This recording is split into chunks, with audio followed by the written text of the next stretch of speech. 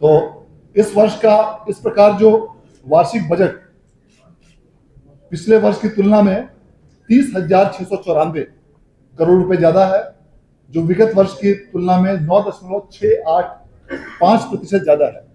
यह निश्चित रूप से बिहार की आर्थिक तरक्की, ग्रोथ और आने वाले समय में मजबूत आर्थिक संरचना को दर्शाता है। इस वर्ष का स्थापना और प्रतिबद्ध व्यय का बजट अनुमान 2,25,434 करोड़ रुपए है और वार्षिक स्कीम का कुल बजट अनुमान 1,22,155 करोड़ रुपए है।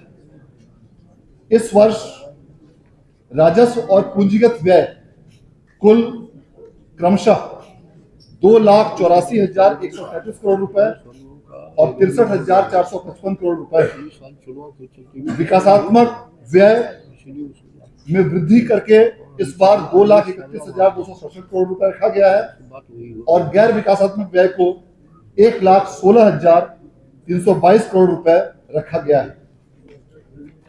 इस वर्ष पिछले वर्ष की तुलना में 11.04% ज्यादा पूंजीगत प्राप्तियां होने की संभावना है, जो इस वर्ष का आकलन 62,475 करोड़ रुपए में रखा गया है। इतना ही नहीं, बिहार राज्य तीव्र गति से अपने आंतरिक संसाधनों में भी वृद्धि कर रहा है और आंतरिक संसाधनों में ग्रोथ के कारण राज्य के अपने स्रोतों से कर का राजस्व इस वर्ष में 65,800 करोड़ रुपए अनुमानित है, जो पिछले वर्ष की तुलना में 6,280 करोड़ रुपए अर्थात 10.55% ज्यादा है।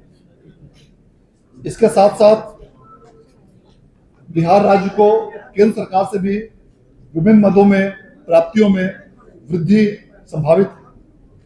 कुल मिलाकर हमारा लोक ऋण का शेष 3,88,554 करोड़ रुपए रहने का अनुमान है और इस प्रकार अन्य दायित्वों के साथ यह सकल राज्य घरेलू उत्पाद जो कि आगामी वर्ष के लिए 13,09,155 करोड़ रुपए अनुमानित है, उसका 34.05%।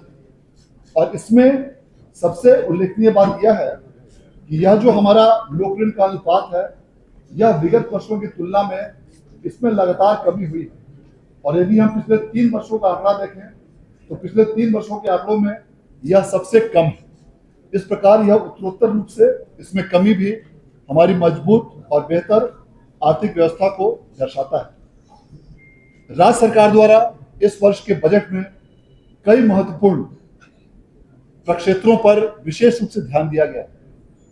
राज्य सरकार द्वारा 7 निश्चय 3 के अंतर्गत जो 7 महत्वपूर्ण निश्चय दुगना रोजगार, दुगनी आय, समृद्ध उद्योग, सशक्त बिहार, कृषि में प्रगति, उन्नत शिक्षा, सुलभ स्वास्थ्य, मजबूत आधार, आधुनिक विस्तार और सबका सम्मान, जीवन आसान, इन सभी 7 निश्चयों के लिए विशेष रूप से इस बार बजट में प्रावधान किए गए हैं। अन्य प्रक्षेत्रों के साथ साथ औद्योगिकीकरण इस बार का प्रमुख एजेंडे में से सम्मिलित है।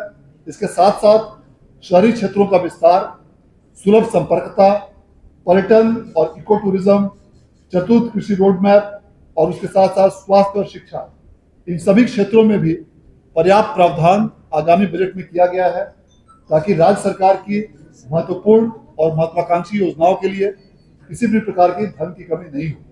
इस प्रकार राज्य सरकार सबका साथ सबके विकास, न्याय के साथ विकास के संकल्प पर पूरी तरह से संकल्पित है और महिला रोजगार के लिए भी विशेष रूप से इस बार अलग से प्रावधान किया गया है और राज्य सरकार ने जो विगत वित्तीय वर्ष में कई महिलाओं को लगभग 15,000 करोड़ रुपए से अधिक का जो ऋण वितरित किया था, उसी को आगे बढ़ाते हुए इस वर्ष के बजट में भी पर्याप्त प्रावधान किया गया है और राज्य सरकार की घोषणा के अनुसार उन्हें समुचित रूप से आगे भी सहायता उपलब्ध कराई जाएगी। मैं इस बजट की तैयारी के लिए और इस बजट के संपूर्ण मार्गदर्शन के लिए मैं माननीय वित्त मंत्री महोदय को हार्दिक उनके प्रति आभार व्यक्त करना चाहता हूं कि आपके दिशा निर्देश और तत्वाधान में इस बजट को बेहतर रूप से मनाया गया। आप सभी लोगों का बहुत बहुत आभार। फिस्कल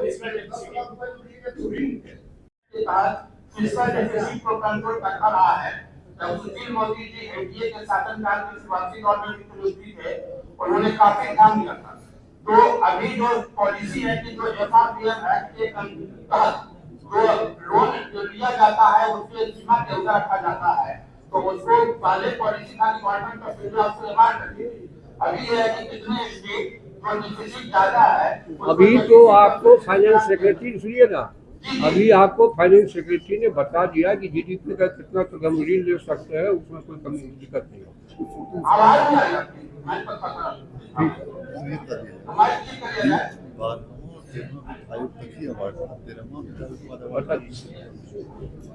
देखिए, इसमें जो आपने अवार्ड की बात कही है, 12th फिनांस कमीशन और 13th फिनांस कमीशन, 12वें और 13वें वित्त आयोग तक ही ये अवार्ड का सिस्टम था। 14वें वित्त आयोग से ये अवार्ड की सिस्टम केंद्र सरकार द्वारा बंद कर दिया गया। इसलिए बिहार ही नहीं बल्कि देश के अन्य राज्यों में भी अब इस व्यवस्था को फॉलो नहीं किया है। लेकिन उसके बावजूद जो एफआरबीएम एक्ट के अंतर्गत जो भी हमारे लिए लिमिट है, और सिर्फ बिहार के लिए नहीं पूरे देश के लिए, हमें यह बताते हुए गर्व हो रहा है कि बिहार उसको पूरी तरह पालन करता है। और उसके पालन के फलस्वरूप केंद्रीय स्तर पर भी, और जब भी यहाँ पर वित्त आयोग का दौरा हुआ है, इस चीज के लिए बिहार को अप्रिशिएट किया जाता रहा है कि हम अपने एफआरबीएम एक्ट के अंतर्गत अपने लिमिट्स और दायित्वों को हमने बखूबी अपने निर्वहन किया।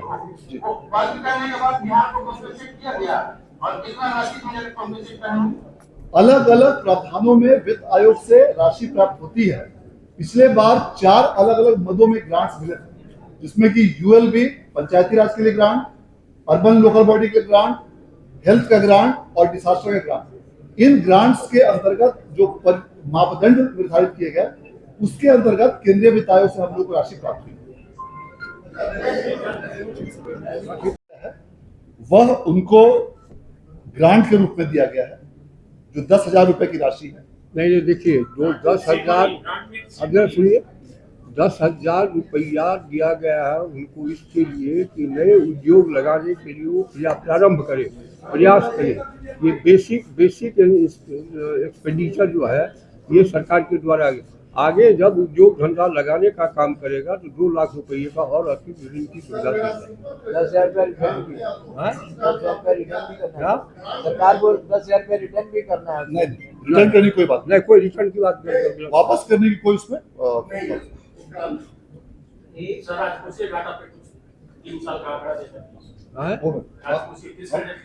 मैं बताता हूँ क्या सर, वो निकालिए।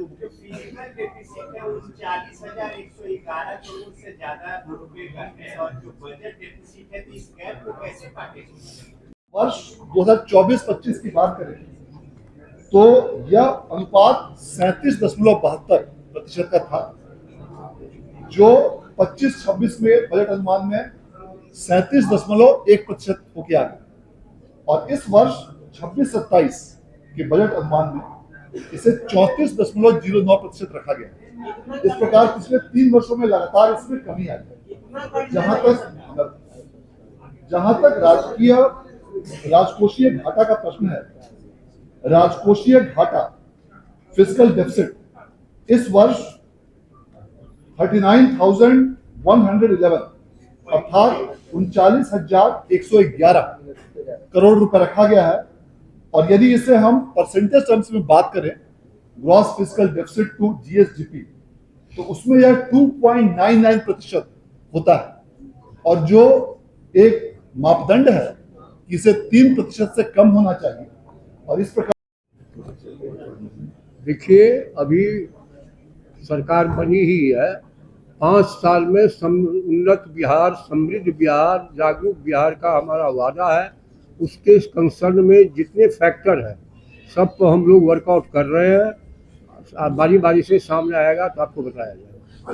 मेरा एक सवाल है, बिहार पर्यटन की दृष्टि से बहुत समृद्ध है, और पर्यटन का विकास होता है तो बिहार की समृद्धि और बिहार को विकसित उस पर भी जोर दिया जा रहा है। पर्यटन की भी नीति बनी है, उस पर भी जोर दिया जा रहा है। और उसमें आप लोग को जानकारी देना अतिरिक्त विभाग वाइज जब बजट आएगा तो असेंबली में आपको सारी चीजों को बताया जाएगा। और इसे अनुरोध करेंगे कि इसकी संक्षिप्त बातों को मुख्य रूप से बता दें आप लोग। धन्यवाद सर। माननीय वित्त मंत्री महोदय के निर्देशानुसार इस बिहार बजट 2026-27 के प्रमुख बिंदु इस प्रकार हैं। इस वर्ष का कुल बजट अनुमान 3,47,579 करोड़ रुपए का है, जो पिछले वर्ष के 3,16,895 करोड़ रुपए से 30,694 करोड़ रुपए अधिक है। और यह प्रतिशत में पिछले वर्ष की तुलना में 9.685% ज्यादा है। अर्थात इस वर्ष का बजट एक मिनट हेलो। हाँ, ये वित्त सचिव बात करो।